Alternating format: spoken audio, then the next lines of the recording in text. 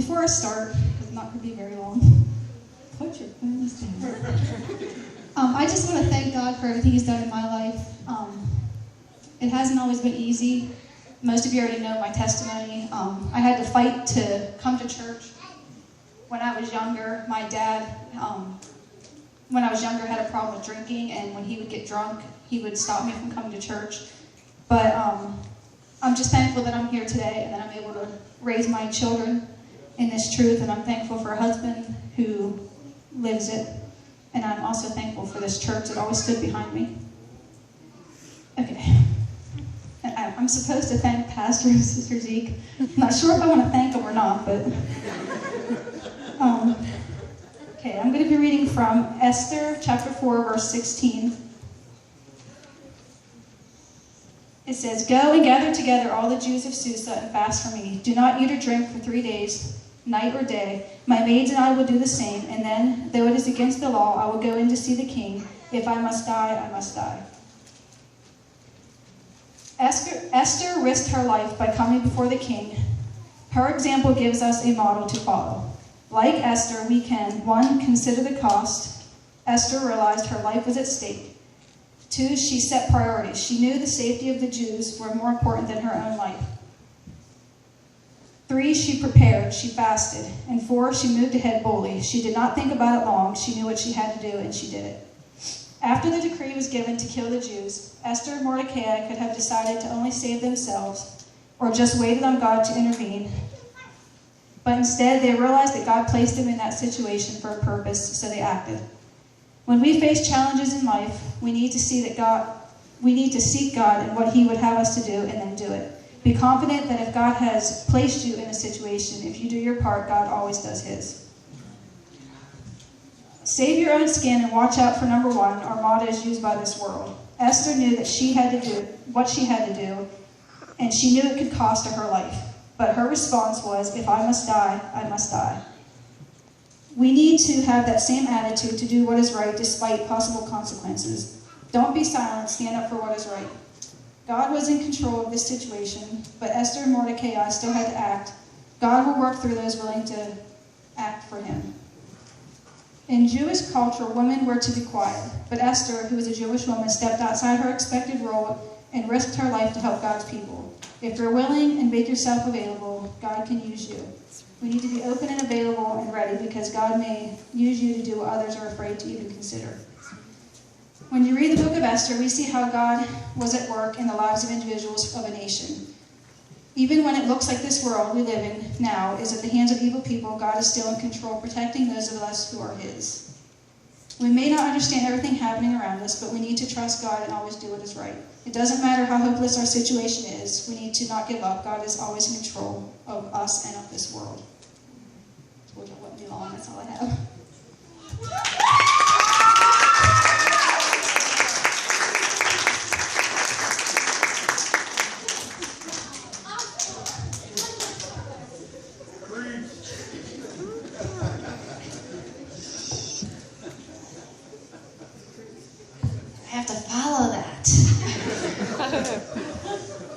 No, seriously, Molly, that was a very good message. I think sometimes we're... Oh, man, she saw my phone. Yes, I recorded it. Though my phone's freaking out right now, so I don't know if it actually saved. So you might be safe. But we give her a hard time. But she, that was a big step outside of her comfort zone. And just like Esther. So I think that you picked an appropriate person. Now, each one of us are speaking on a different woman in the Bible, and when I was first asked to do this, the first person that came to my mind kind of surprised me, but because it surprised me, I knew that was what I was supposed to do. I'm going to be talking to you a little bit about Job's wife. Now, you don't hear a lot about Job's wife. Job's wife doesn't even have a name in the Bible. She's Job's wife. There's only a couple verses on her, and she's not really looked on very highly. Job is famous for her not-so-amazing pep talk to her husband. in Job chapter 2, verse 9. Let me give you a little bit of background information before that. God was showing Satan just how faithful his servant Job was. Satan protested, saying that Job was only faithful because God was blessing him, and if God took his blessings away from Job, then Job would curse God. And so God took that challenge and said, okay, Satan, go ahead. Take his possessions, and eventually he let him take his health as well. So Job lost 7,000 sheep, 3,000 camels, 500 teams of oxen, 500 female donkeys. It doesn't mention the male donkeys, only the female donkeys. He lost his farmhands, his shepherds, his servants, his house, his 7 sons, and his 3 daughters. He also became covered in boils from head to toe. That's where we come to Job chapter 2, verse 9, where Job's wife steps in and gives her amazing pep talk. Are you still trying to maintain your integrity? Curse God and die. Now, isn't that the most optimistic speech I've ever heard? Curse God and die. Thanks for standing behind me, wife. Job responded in verse 10 by saying, you talk like a foolish woman. Should we accept only good things from the hand of God and never anything bad? And the verse ends by saying, so in all this, Job said nothing wrong. Now, my impression of this whole passage of scripture, maybe it's yours as well, I don't know, but that Job passed this test and Job's wife got a big fat F. She told her husband to give up. Not exactly wife of the year, telling your husband you're better off dead. Throughout the rest of the book, Job is defending himself to several people, trying to show them that he's just a man that did not earn the position that he's currently in. Nothing was heard of about his wife for the rest of the chapter. All right, I'm going to stop a little bit. I'm going to get back to the story of Job, but I don't want this to be said of me. Proverbs chapter 27, verse 15 states that a quarrelsome wife is as annoying as constant dripping on a rainy day. Stopping her complaints is like trying to stop the wind or trying to hold something with greased hands. I've got some amens from some men in the audience. This is my vision of what Job's wife was. She was so exasperated that she told Job to curse God and die and just be done with it all. She thought that her husband was better off dead. As a wife, one of my responsibilities is to be an encouragement and a support to my husband. Proverbs 31 describes several attributes of a noble woman. Verse 12 states that she brings him good, not harm, all the days of her life. I don't want to be that bitter wife that's always talking her husband down. I don't want to be the wife that belittles her husband in front of a bunch of people and makes him feel like less of a man. I don't want to be that wife that airs my husband's faults for everybody to see. Is my husband perfect? Oh, I love him. I'm not going to stand here and lie. He's shaking his head, yes, but he's not perfect. But am I going to stand here and tell you about all of his faults?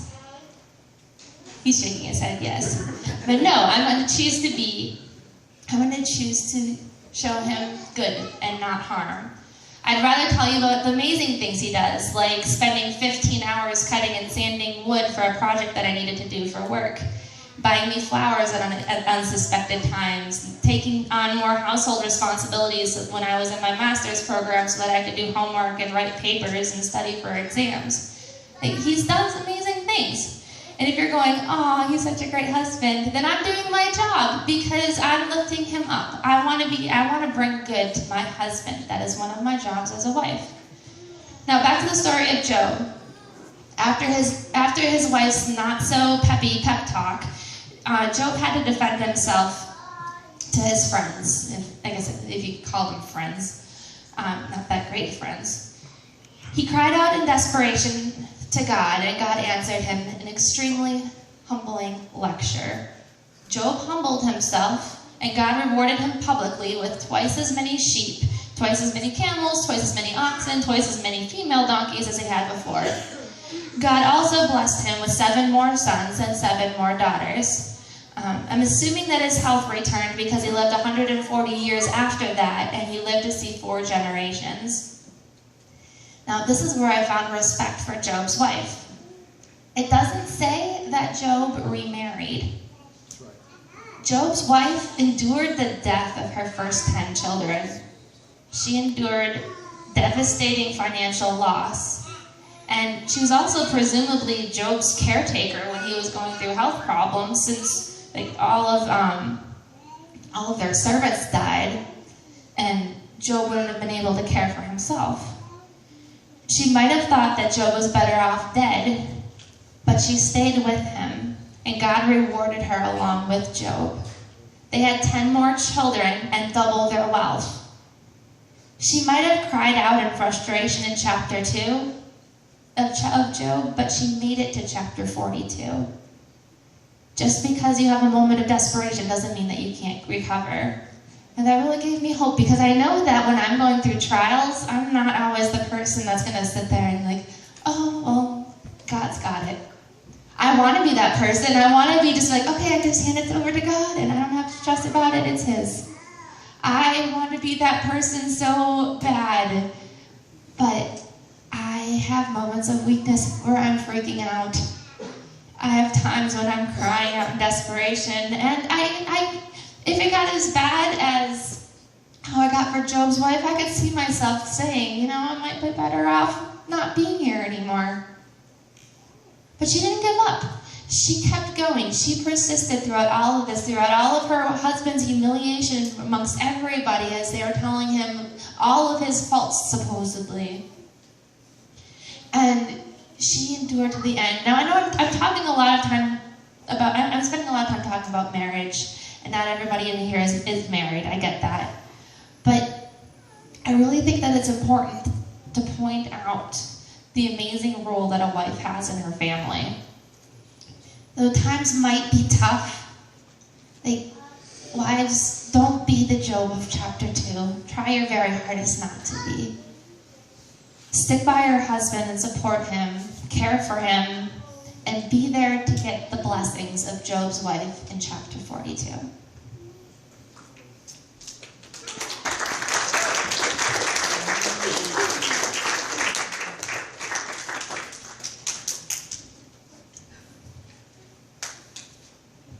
Praise the Lord, church. Praise the Lord. I want to thank Pastor Sister Zeke for allowing me to get up here. I don't know if you'll be thanking them afterwards, but because this is not my comfort zone. I am going to.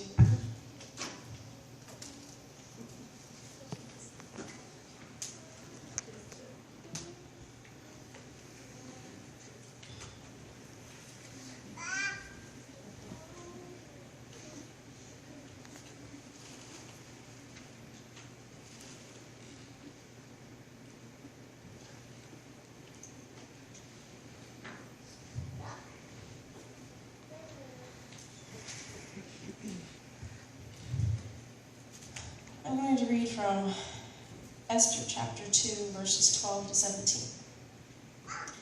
Now, excuse me. Now when every maid's turn was come to go in to King Ahasuerus, after that she had been 12 months according to the manner of the women, for so were the days of their purifications accomplished, to wit, 6 months with oil of myrrh, and 6 months with sweet odors, and with other things for the purifying of the women. Then thus came every maiden unto the king. Whatsoever she desired was given her to go with her out of the house of the women unto the king's house. In the evening she went, and on the morrow she returned into the second house of the women, to the custody of Shashagaz. I really don't know how to say that, I'm sorry. The king's chamberlain, which kept the concubines. She came in unto the king no more, except the king delighted in her, and that she were called by name. Now, when the turn of Esther, the daughter of Abihail, the uncle of Mordecai, who had taken her for his daughter, was come to go in unto the king, She required nothing but what Haggai, the king's chamberlain, the keeper of the women, appointed. And Esther obtained favor in the sight of all them that looked upon her. So Esther was taken unto King Ahasuerus into his house royal in the 10th month, which is the month Tebeth, in the 7th year of his reign. And the king loved Esther above all the women, and she obtained grace and favor in his sight more than all the virgins, so that he set the royal crown upon her head and made her queen instead of Vashti.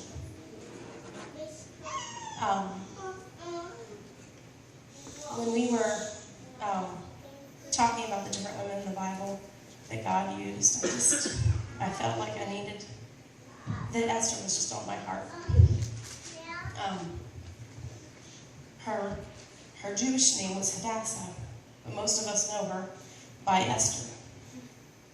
And God used her greatly. God can use women. He did use women.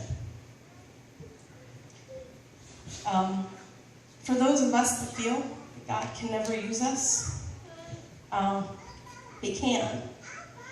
Esther sounds a clarion call that God equips those who He calls. And if you don't know what a clarion call is a strong and clear request for people to do something. Sometimes the very thing that some of us may think disqualifies us from being used, maybe the very avenue through which God works through us.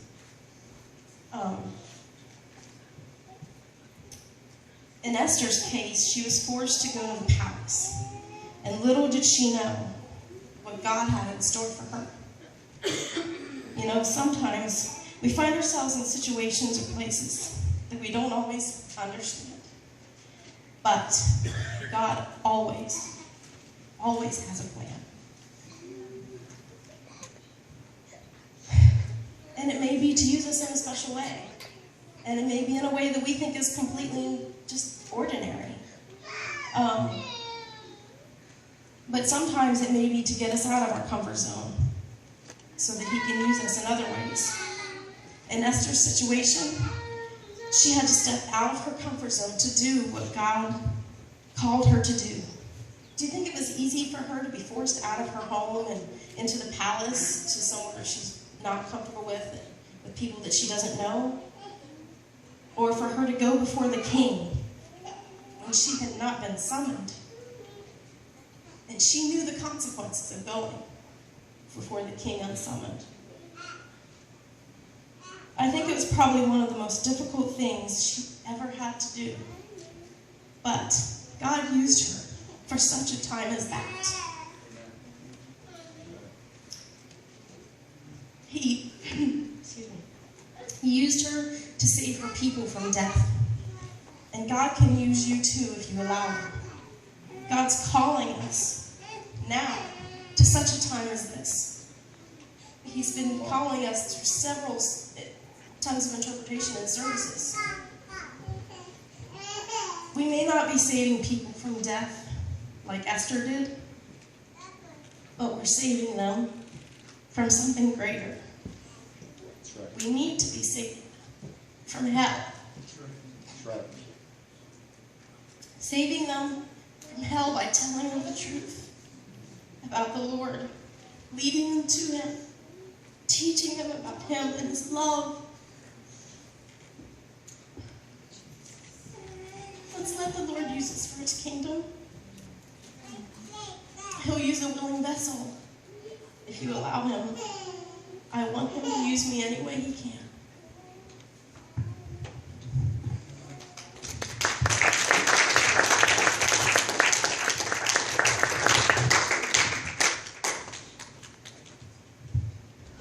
Well, unlike maybe Molly and Larissa, I'm perfectly comfortable up here. I'm just kidding. I was made to be up here. No, I mean made. Like forced by gunpoint. True story, guys. Right there. Sorry, Dad. Great, now he comes out. Oh, God. This is what they This is what they worry about. This talking that I don't stop doing. Anyway, I'm quiet now. Anyway, the Lord, when Mom said that we were doing this, the Lord laid on my heart somebody that I really honestly didn't know anything about. I couldn't even say her name. Kristen had to tell me her name. Couldn't tell you where she came from. Ryan had to tell me that. And so I had to seek counsel for this, but I want to reference you to Matthew chapter 15, verse 21 through 28. Hopefully I'm saying this right. I'm talking about the Syrophoenician. I told you couldn't say it. I'm not sure why the Lord put this one in my mind, but I couldn't get her out of my mind, and so I'm going to just talk about it, and hopefully the Lord has my back on this, because I'm not sure what He really wants me to say. But verse 21 says, "Then Jesus went thence and departed into the coasts of Tyre and Sidon. Yes, see? And behold, a woman of Canaan came out of the same coast and cried unto him, saying, Have mercy on me, O Lord, thou son of David. My daughter is grievously vexed with the devil. But he answered her not in a word. And his disciples came and besought him, saying, Send her away, for she crieth after us. But he answered and said, I am not sent unto the lost sheep of the house of Israel. Then came she and worshipped him, saying, Lord, help me. But he answered and said, It is not meet to take the children's bread and to cast it to the dogs. And she said, Truth, Lord, yet the dogs eat the crumbs which fall from the master's table.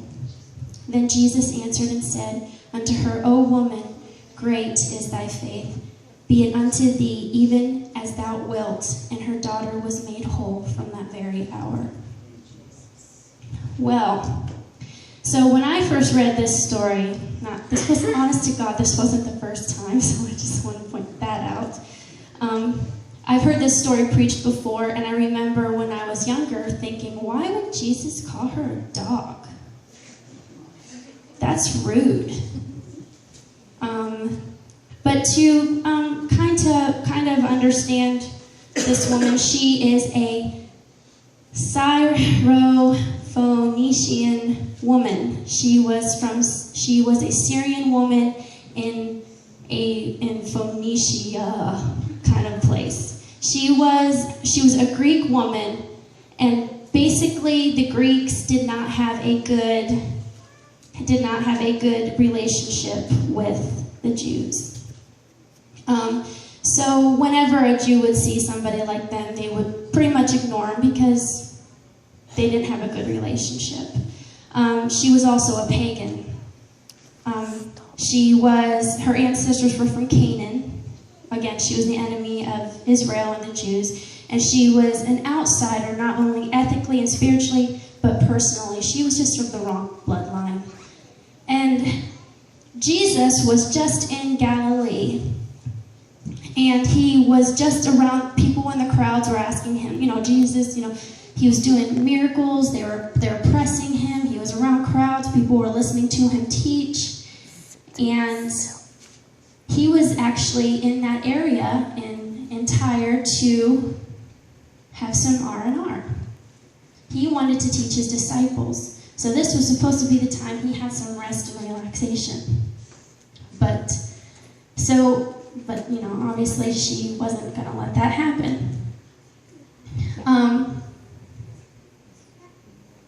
Let me see, I'm sorry. The disciples in this chapter they clearly couldn't stand her. They didn't say anything to her, but they got Jesus after her, saying, God, just get her away from us. We're here for a purpose. But that lady was also there for a purpose. She had a daughter.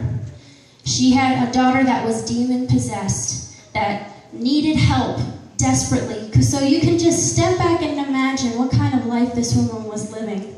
I mean, I don't know. I personally don't think I've ever really seen a crazy demon-possessed person. I think there's people I think that are demon-possessed. I'm like, you are the devil, and I can't stand you. But there's other people where this girl was troubled by it.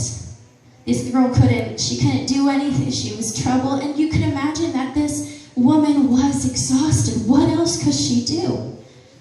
Then she hears that Jesus is coming to the area, and this is her chance.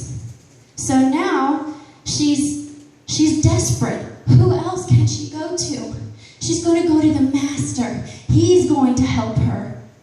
And then she goes to him, and he don't even talk to her the first time. First time he didn't even talk to her. He talked to the disciples. She says, Master, Jesus, have mercy on me, thou son of David. My daughter has a demon in her. Have mercy, Lord. She knew who he was, but Jesus didn't answer her. Now, just to point out, I know that there's many times when we pray to him, and Jesus doesn't answer. He's silent. He doesn't say anything to us. Then he says to his disciples, basically that he's not there to really touch her. He's just there, just to do his own thing. He brushes her off. Then she comes back and she throws herself in front of Jesus, throws herself at his feet, and says, Lord, help me. Now, I don't think it was just like this, Lord, help me. I bet you any money this tired woman who had nowhere else to go threw herself at him and said, Lord, help me. Yeah. I got no one else to help. There's nothing else I can do. That's right. She stood in the gap for her daughter. Her daughter had no clue where she was. She was possessed by a demon. But she threw herself at the mercy of Jesus because she was desperate. Then Jesus, in his infinite love, calls her a dog. Have you ever noticed the closer you get to God, the more he points out who you are? That's right. Have you ever noticed that? The closer you get to the feet of Jesus, all of a sudden, you know who you are. The mirror comes up and then you're like, oh my God, have mercy on me. I don't deserve this. I don't deserve this. I don't deserve anything. God, have mercy on me. Jesus wasn't calling her out to be rude. Jesus was calling her out because he wanted to see how much faith she really had. If someone called me a dog, I would be like, forget you. And I'd find a meaner name to tell them. No one's going to call me a dog. Seriously. But she wasn't offended. When we come to God and we get closer to him and he shows us who we are, do we get offended or do we get more desperate for him? Do we stand there and go, how dare you, Jesus? You're supposed to be love. We've made him into a hippie. Well, we haven't, but churches out there have made Jesus Christ a hippie. Where he's all about, I love you, oh, it don't matter, you're this. No, he will call you out. He's not afraid of you. He created you. That's right. And she must have realized something. Because as quick as he said that, she answered him back and said, truth, Lord. Truth, Lord. Yet the dogs eat the crumbs from their master's table. She believed he could change her world. It didn't matter if she was a dog in his eyes, or in everyone else's eyes, or in the disciples. I'm sure they were like, just called her a dog. That's funny, because she is. No. I think Jesus was teaching the disciples something too. Don't judge her. Let me do that. But when she went to him, I could just imagine, wow. I bet that touched Jesus. Wow. Wow. Go, thy faith has made your daughter whole. Now, church, there's people that depend on us. She didn't care. She did not care that he called her out. Again, there's been many times where I felt like I was at the feet of God, and then all of a sudden he pointed something in my life that I needed to change. And there in that point is the decision. Will I change it? Will I be offended that he even pointed this out in a moment of weakness, in a moment where I'm broken and have nowhere else to go? Or will I believe and say, yes, God, that's true, but all I want is a crumb of what you can do. I think that what you just did, a crumb would change everything that you could do. All I want is one little piece of it. Don't give me the table. I don't need it. I don't deserve it. I want a crumb. I want a crumb of revival. I just want a taste of my loved one walking into this place and feeling your presence. I just want to know what it feels like to be completely changed, I just want a crumb. That will change my world. I promise you it will. Not only did it change that little girl's world, but in Acts chapter 21, it tells us that when Paul went there, there were disciples in Tyre, a pagan land. And when Paul went out there, there were disciples ready to pray with him at the shore. Because she just wanted a crumb. Church, we need to be the mother to these lost people out there. We are responsible. We need to stand in the gap and not get offended by each other, not get offended by what comes out from the pulpit. We need to stop. This world is too offended by everything. This world is too touchy about stuff. We need to stand in the gap and say, that's right, Lord, this is an impossible situation, but you promised. Right. I don't see a revival in Johnstown, but you promised. I don't know what I don't know what to say to this person, but you promised. I just want a crumb.